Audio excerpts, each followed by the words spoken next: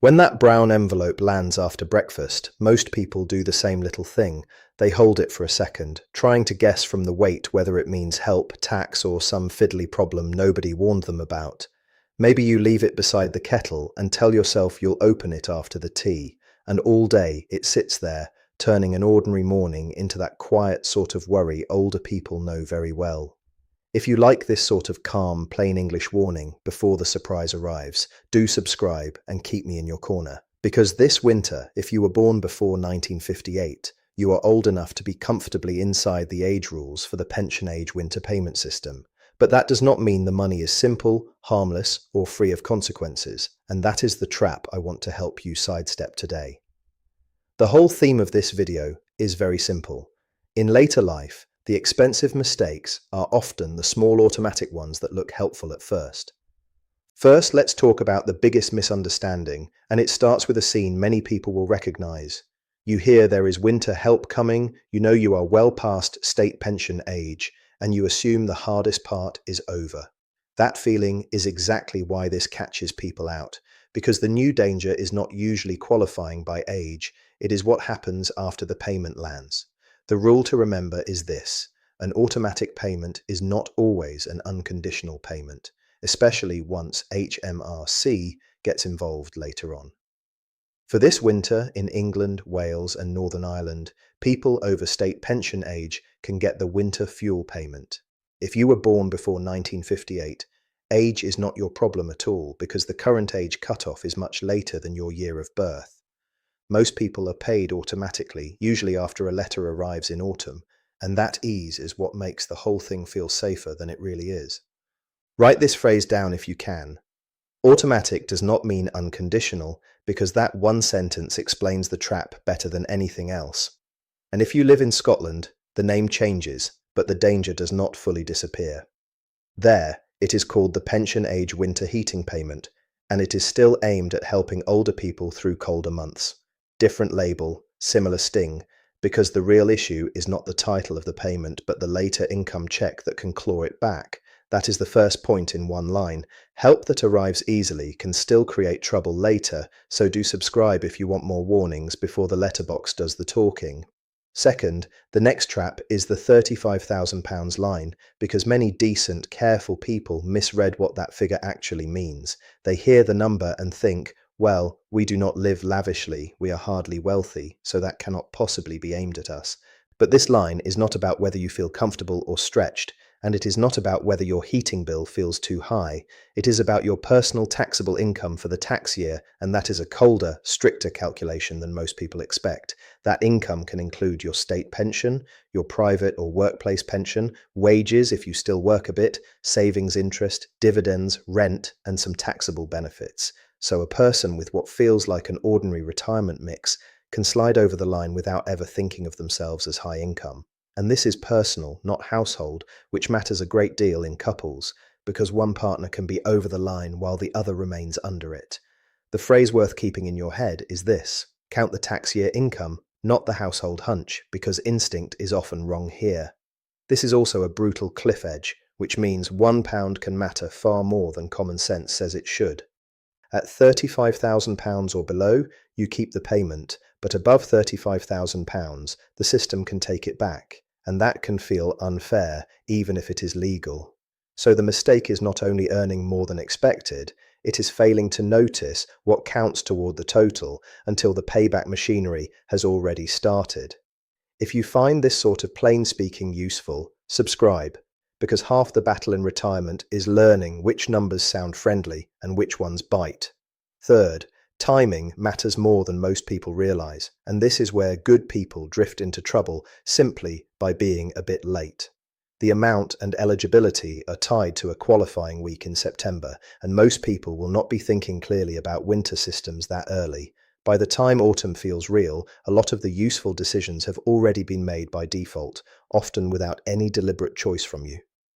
The practical phrase here is very simple. If you are over the line, decide early, because delay is one of the costliest habits in retirement paperwork. Let me give you a real feeling example through someone I'll call Margaret, who is 71 and widowed and lives in the West Midlands. Margaret has her state pension, a modest teacher's pension, and a bit of interest from savings she built up by being careful for years. Nothing about her life feels flashy, and if you met her, you would never think of her as someone with a tax problem waiting in the wings. Then the winter payment arrives, she is relieved, Christmas passes, and months later, HMRC adjusts her code and the money starts going back another way. What upset her was not only the amount, though that annoyed her as well. It was the feeling of being wrong-footed, as if the system had smiled with one hand in December and reached into her pocket with the other in spring. If she had known she was likely to be over the threshold, she might have chosen to opt out rather than watch the payback creep through later deductions. So the third point is this: if you are likely to be above the line, refusing a payment early can be calmer than untangling it later, and if that kind of guidance helps, you're very welcome to subscribe. Fourth, there is another trap sitting quietly beside this one, and it is the tax trap around the state pension itself. The full new state pension is now so close to the personal allowance that there is barely any breathing room left before other income starts causing tax. That means a very small private pension, a little part-time work, or even extra taxable income from another source can tip you into owing tax. The phrase to remember here is, small extras are not always small in tax terms, because frozen thresholds make tiny additions do heavy damage. For the current tax year, the standard personal allowance is still £12,570, and the full new state pension sits just under that. So people sometimes think, well, my pension is basically tax-free then, and that is where the misunderstanding begins to grow roots. The state pension is taxable income. It is just usually paid without tax being taken off first, which means the settling up happens elsewhere. That elsewhere can be through your tax code, through another pension, or through a bill from HMRC if there is no easy way to collect it. This is why letters with names like Tax Code Notice, P800, or Simple Assessment can frighten older people who have done nothing wrong at all. Simple assessment just means HMRC thinks you owe tax that cannot easily be taken another way, but the letter can still feel like an accusation. So check your code, check your income estimate, and do not assume a new deduction is a scam or an error until you have compared it calmly. In one sentence, the fourth point is this: check the code before the code checks you, and if you want regular plain English help with things like that, subscribe and stay close. Fifth, let's talk about the relief people miss, because the saddest part of this whole picture is how many older people are paying attention to the clawback but ignoring the support. There are thousands of people just above panic level and just below comfort level who assume they are not poor enough to ask for anything. That thinking shuts a lot of doors, especially around pension credit, which many people still wrongly see as something only for the very worst off. The phrase to write down here is this: a small claim can open big doors because one entitlement often unlocks several others. Pension credit is separate from your state pension, and it can help even if you own your home, have savings, or have some other income. For many people, it is not just about the weekly top-up, though that alone can be worth far more than they expect over a year. It can also open the door to help with housing costs, council tax reduction, the warm home discount on electricity bills, and other forms of support. If you are 75 or over, it can also connect to a free TV license, which is another small saving that quietly matters. And this is where the winter theme matters again, because warmth in later life is not one bill, one payment, or one lucky break. It is a chain of small protections, and if one link is missing because you never checked, the whole winter can feel more expensive than it needed to. I have spoken to plenty of people like George and Anita, both in their late 60s, who assumed they would not qualify and later found they had left real money unclaimed. So the fifth point is simple: do not let pride or old assumptions close doors that the rules still leave open, and if you'd like more of these quiet reminders, subscribe so I can keep pointing them out. Sixth, never forget that every new payment, every rule change, and every anxious headline creates fresh room for scammers. The crooks know older people worry about pensions, heating costs, tax letters, and missed benefits, and they build their lies around those exact fears. A message saying your winter payment is delayed, suspended, or needs confirming can sound believable on a cold afternoon when you are already tired. The practical phrase here is the best one in the whole video: pause, check, ring back, because speed is the scammer's best friend.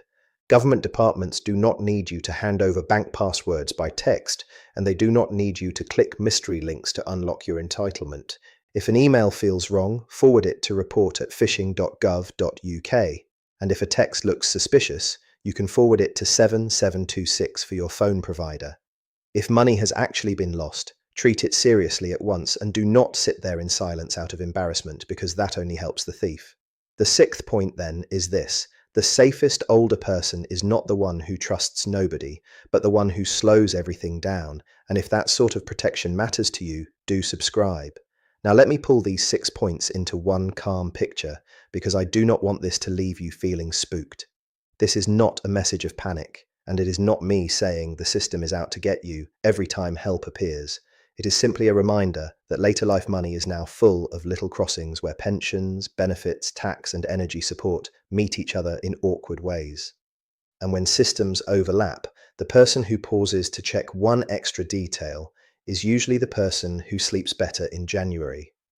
So here is the winter ritual I would like you to adopt, especially if you were born before 1958 and want fewer nasty surprises.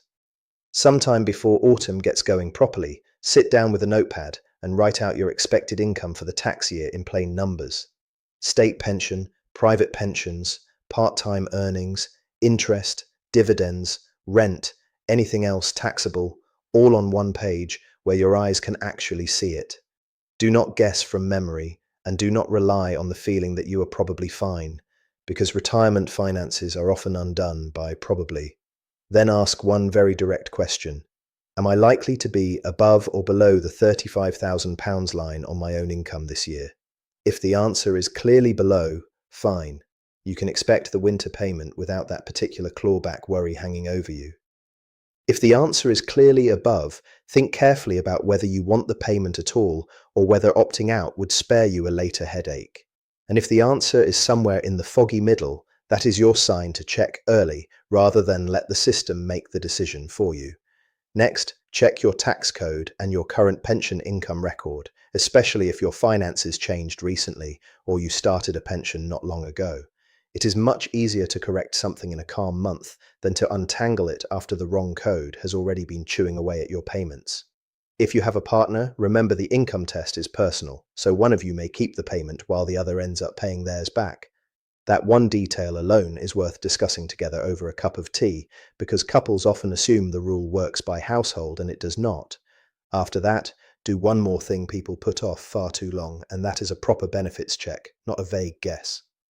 Look especially at pension credit, council tax reduction, and the warm home discount, because winter pressure is usually eased by a bundle of small supports. And if you know one person who always says, "I expect I won't get anything," send this video to them gently, because that sentence has cost a lot of decent people real money. Not as a lecture, not as a scare, just as a kindness from one ordinary person to another who may need a clearer map. When you strip all of this back, the central theme is still the same as it was at the start. The real danger is rarely the big dramatic disaster people imagine. It is the quiet tripwire hidden inside something that looked helpful, automatic, and safe. Winter money, pension money, tax letters, and support schemes are all a bit like walking across the garden on a dark, frosty morning. The whole path is not dangerous, but one patch of black ice can still put you on the ground if nobody warned you where it was. What sensible people do on a cold morning is not panic and refuse to step outside. They switch on the light, hold the rail, and place their feet a little more carefully, because they know where the slippery bit tends to be. That is all I want for you this winter with your pension, your tax, and your heating help. A bit more light, a steadier footing, and the quiet confidence that comes from seeing the path before you take the step.